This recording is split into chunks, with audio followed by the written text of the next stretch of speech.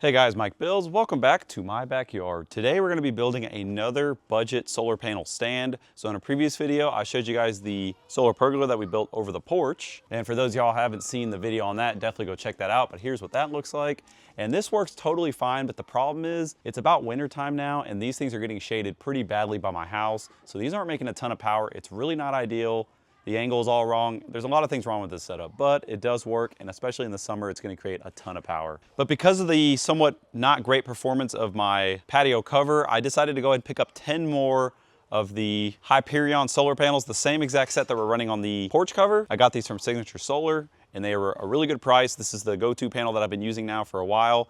And with these 10 that I just bought, it actually brings my total up to 19 total. Each of these panels are rated at 400 watts and they are bifacial. So you can actually get some bifacial gain if you allow the back of this to get a little bit of light, for example, from reflecting off the ground. So these are gonna be the panels that we're gonna be using. And this is the area that we're actually gonna build the stand. Unfortunately, my backyard is pretty small. It's a standard residential sized backyard, not massive by any means. And I already have a lot of stuff back here. So my plan is to kind of use this area here, and I wanna build the panel stand with a little bit of lean. And I'm gonna build it probably about this tall. That way the hole underneath of it's gonna be nice and clear, and it'll make cutting the grass, maintaining it, and I can also have a little bit of storage underneath it, but it'll make all that really easy if we leave a bunch of space underneath. Now for y'all who have been watching my videos for a while, my backyard's actually changed quite a bit. I had kind of a shanty, kind of not so great carport right here, so that completely got tore down. Went ahead and moved my shed there. The shed used to be over here, and where the shed used to be, I actually built this, or I didn't build it, but I had installed this 20 by 18 metal carport.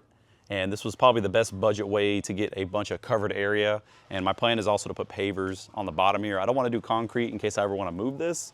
So this takes up, unfortunately, a good amount of my yard, but this is going to allow me to store like my golf cart and some of my car projects out of the rain. We have a Mazda Miata underneath that car cover, store my trailer and all that good stuff. I wouldn't be opposed to putting panels up on the roof, but because the way this thing is shaped. Here, let me get that for you. Oh yeah, that better?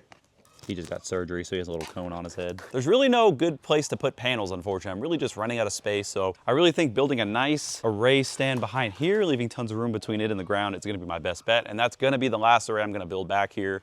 I really don't have much room to build another array. The only other spot we could potentially put panels in the future is gonna be this little plant area, which has all the material that I removed from the carport. So this all still has to get cleaned up, but I would not be opposed to putting a couple panels up here. And then of course we have my original Canadian Solar 390 watt panels. We built this, I think about 2 years ago at this point, and this has kind of been my main array for a while now. I really need to be able to cover the days that I don't make any sun, because right now with all the arrays that I have currently going, we're only making about 20 kilowatt hours, which is not really enough. My house uses about 20 to 30 each day. So if anything, we're barely keeping up, or if anything, I'm having a little bit of a deficit. So that's kind of the whole premise of the project. I'm gonna quit blabbing and we're gonna start building. As far as materials and design, I'm gonna wing the design kind of as we go. And as far as materials, I have a bunch of 2x4s in this pile, and kind of a mix of 2x4s, 2x6s, and 4x4s in this pile, but a lot of these are really warped.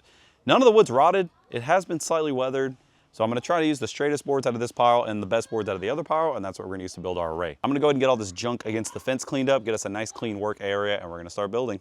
Also, I have to mention, by the time you guys see this video, we're gonna have over 12,000 subscribers. Thank y'all so much for subscribing to the Mike Builds YouTube channel. It means a lot to me.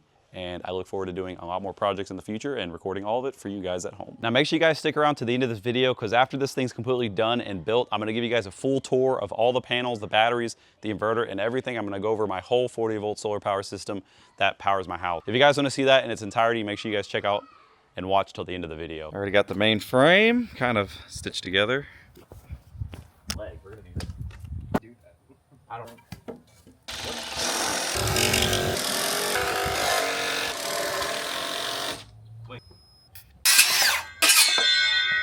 There's some skaters back here. Just the ants off.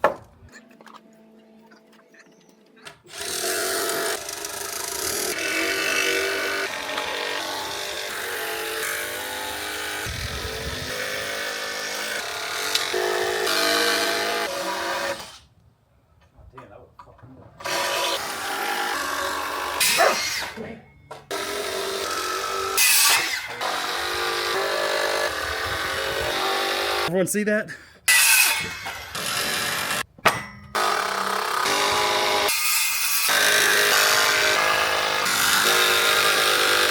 So we have the main structure mostly done. Go ahead and give it a wiggle.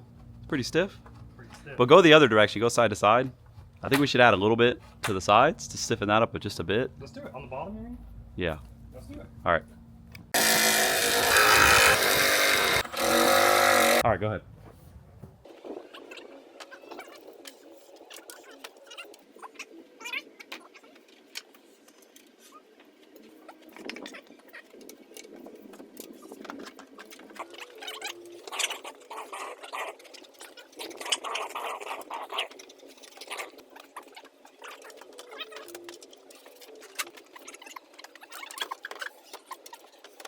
Midnight. We got our full array fully built and done. It's actually several months since the original video that we filmed building this thing. So these things have already been in service and they're getting a lot of sun right now. So now we're gonna do an output test. So I built a harness right here. We're gonna run this into the house and connect it to the EG4 12K XP, which is then connected to a massive battery. And we're gonna see exactly how much output we can get out of 7 of these panels. Now keep in mind, these panels are a little bit dirty from just being outside, being in the weather and stuff. So we're gonna test them like that, and then I'm gonna clean them and we'll test them again to see exactly how much output we can get in best case scenarios. All right, so we have the wire. It's one of these two because these panels are connected to something separate. So now we're gonna go in the house. We have it running up in the window right here. That panel lead from outside is coming to this pigtail here. I'm gonna add another extension cord. That way we can reach the inverter. Now, when these are fully in service, these are actually gonna be connected to our Flexboss. That's why the pigtail coming in the window is so short. Here we are at the inverter. We're gonna go ahead and connect these leads together. Make sure the solar's on, it is. And there we go, the power's starting to come up. We have 223 volts. This is second to level out to see exactly how much power we can generate. So far we're at about 2,500 watts. It looks like it's about stabilizing there. So it's not bad out of just 7 panels, and they're still a little dirty. So as far as total panels we have feeding our off-grid solar power system, we have those 7. We have these 6 right here, which are always kind of being tested, but those go to their own charge controller. We got 3 more 400 watt Hyperion panels up there. We have our OG carport, which is 10 390 watt Canadian solar panels. And then we have another 9 400 watt Hyperions here. I did do a video on this build. A lot of you guys watched that, so thank you all very much. And so far, total with all 3 of these systems running to the Flexboss 21, the highest yield I've seen in one day was about 60 kilowatt hours. So that's amazing. So I can use up to 50% of my 120 kilowatt hour battery. And as long as I have a full day of sun the next day, I'm easily able to recharge the full system. So I'm allowed about 60 kilowatt hours a day, which is more than enough to charge electric vehicles, run all the ACs I want, and run everything just fine with no issues. Well, that's it for this video, guys. Thank y'all so much for watching. I hope you guys learned that you can build a really nice solar array. You don't got to go spend tons of money on metal fancy racks or anything like that. You can use basic carpentry lumber that you can get pretty much anywhere, or reclaim some from a project that you previously built, and you can build yourself a nice array that's going to give you good results.